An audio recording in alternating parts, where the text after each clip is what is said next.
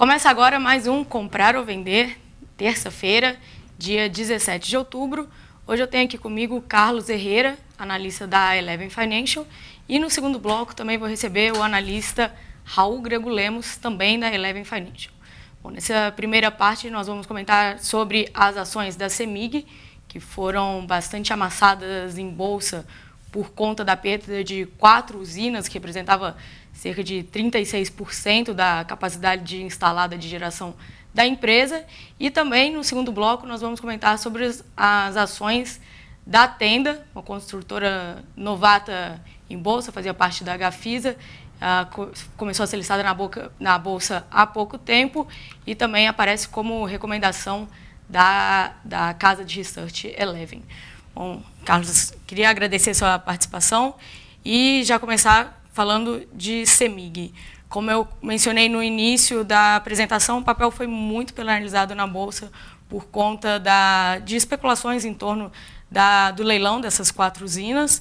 E saiu o leilão, muito agora se especula também sobre o que a CEMIG pode fazer, se ela pode reaver alguma participação dessas usinas que ela perdeu, e também em relação a processos de desinvestimentos da própria CEMIG.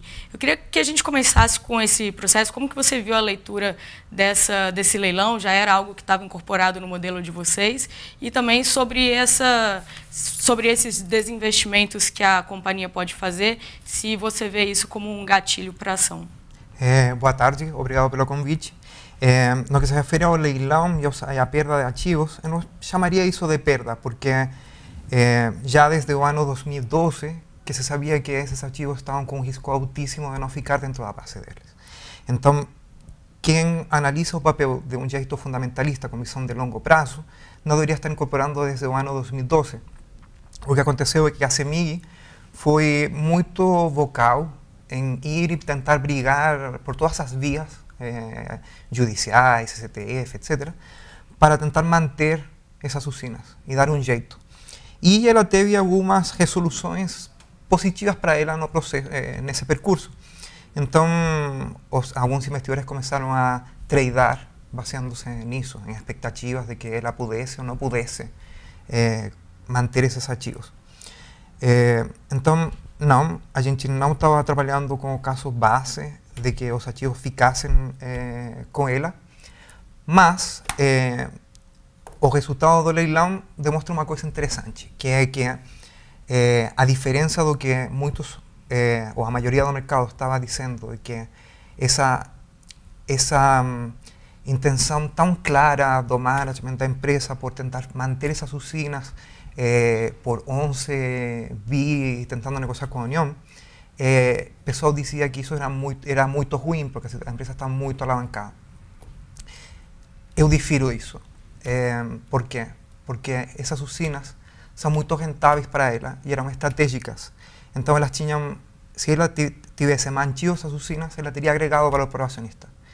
É certo que você tem um problema de alavancagem, mas na teoria financeira, primeiro você ter um projeto que vai gerar valor e depois você vê como é que financia.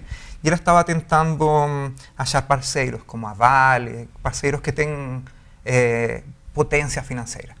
Então, ela ia dar um jeito. E o que demonstrou esse leilão, com o ágio que ele teve, é que, efetivamente, isso teria criado valor. Então, a gente viu o management e a empresa, que tem normalmente um risco muito alto e um conflito de interesses entre minoritários e controladores, a gente viu os controladores focados em criação de valor. Isso é ótimo. Apesar da situação extrema no que se refere a termos financeiros. Agora, especula-se que a empresa possa vir a reaver alguma parte ou fazer alguma troca com essas usinas perdidas. Você vê isso como uma possibilidade? É algo que você também incorpora? A gente não incorpora isso como dentro do nosso modelo, mas qualquer chance de ela manter ou dar um jeito de ficar com uma participação relevante, do jeito que a empresa está falando, nessas usinas, seria bom para a empresa. Por quê? Porque ela conhece esses ativos faz muito tempo e a operação deles não implica desembolso de capital relevante no longo prazo. Então, ela, por exemplo, se ela trocasse a participação da usina de Santo Antônio, que é uma das versões, por 45% de São Simão, isso seria ótimo, porque ela sairia de uma dor de cabeça, onde ela não tem nada a fazer porque não é controladora, e voltaria a um ativo que ela conhece muito bem e que é core business.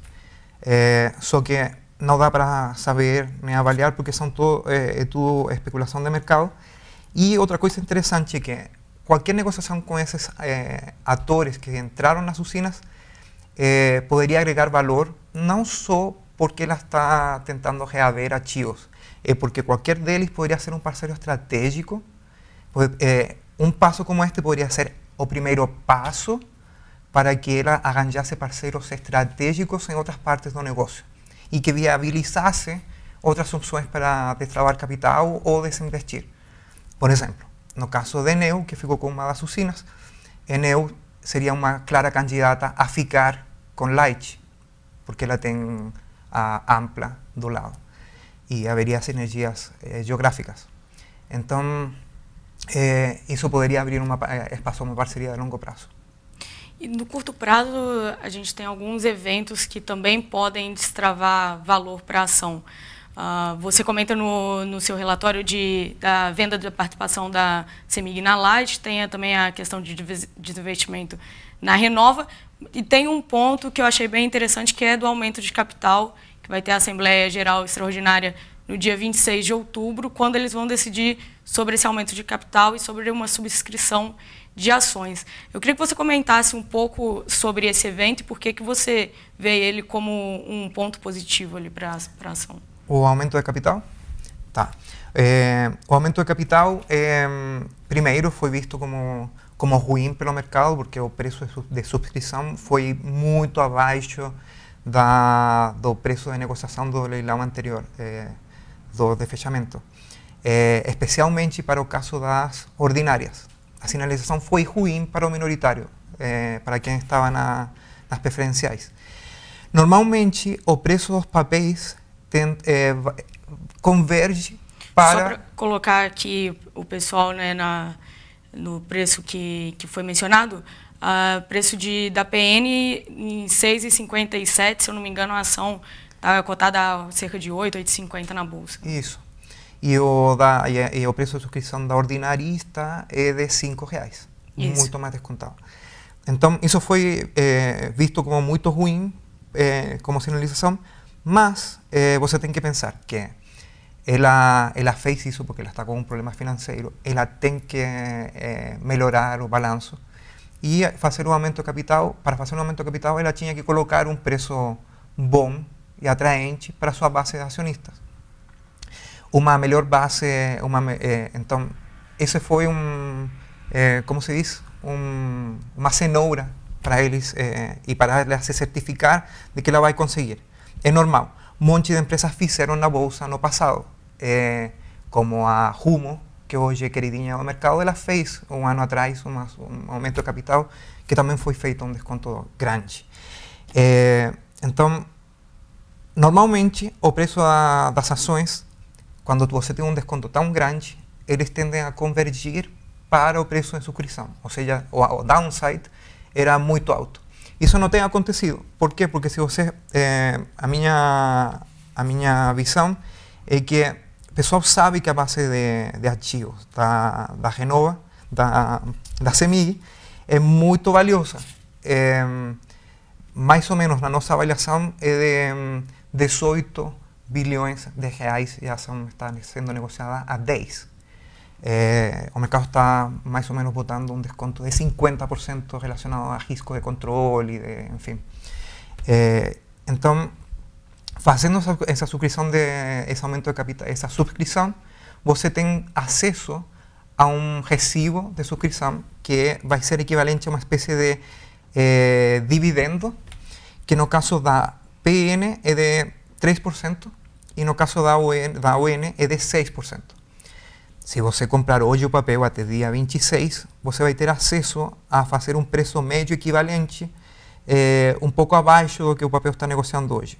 No caso da PN, R$ 7,92, no caso da UN, a R$ 7,59.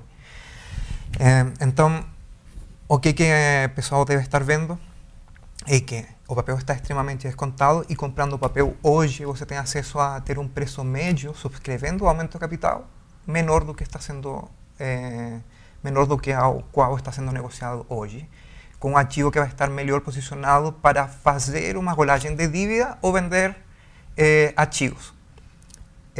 Exemplos, por exemplo, tem exemplos de companhias que fizeram isto e que estavam em situação de venda de ativos. A IMC, 1003.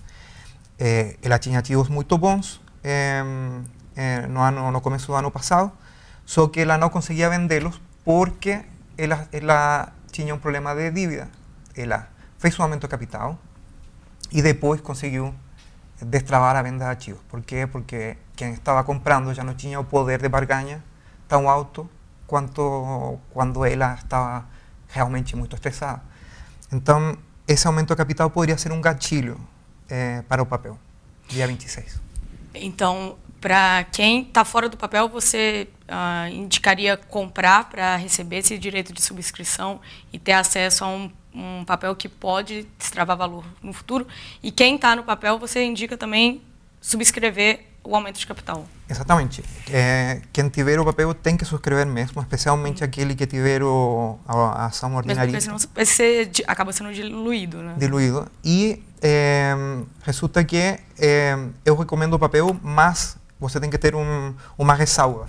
Este papel não é um caso de uma companhia de baixo risco, é uma companhia de alto risco, está estressada financeiramente, precisa de venda de ativos, rolagem de dívida, que é muito alta no curto prazo, e não é um caso óbvio que todo o mercado goste. Então, a gente volta a uma discussão interessante, que é que value investing se trata de comprar papéis que estão muito descontados em relação ao valor intrínseco, e isso nem sempre acontece com papéis que são de baixo risco, de companhias de quality, de growth. Também tem companhias que são problemáticas e em algum momento o preço atinge o preço fica atrativo, e é isso que eu estou enxergando. Então, o papel oferece um desconto interessante em valuation, 5,5 vezes EBITDA, mas quem investir tem que ser ciente de que vai precisar de paciência e de manter a cabeça fria e o sangue frio também. E qual que é o potencial de valorização que vocês colocam no papel? A gente faz um desconto aí por governança, risco de controle, etc., de 40%, e com isso a gente chega em R$ 12 por ação, como preço justo. Mas, se ela conseguir resolver os problemas da alavancagem, esse desconto deveria ir reduzindo, que foi mais ou menos o caso da Petrobras. Isso significa, se sair essa venda de participação na Light, esse desinvestimento da Renova também? Esse desconto deveria ir comprimindo e o pessoal deveria começar a enxergar esse valor oculto. Então, se você eliminar tudo, o desconto de holding, a gente consegue chegar até R$ 20, pensando que a companhia seja privatizada. Mas não é o caso que eu estou pensando. Só estou colocando lá na frente o que poderia acontecer como se tudo der certo e fosse avançando. É quando o desconto chega em zero, coisa que não aconteceu no passado, mas você tem um upside e tem espaço para ir em uma história que poderia seguir desenrolando positivamente, que é muito legal. Só que você tem que ter paciência. Herrera, queria agradecer a sua participação, obrigada. E daqui a pouco a gente volta no segundo bloco. Raul Grego estará aqui e a gente vai comentar sobre as ações da Tenda. Até daqui a pouco. Tchau, tchau.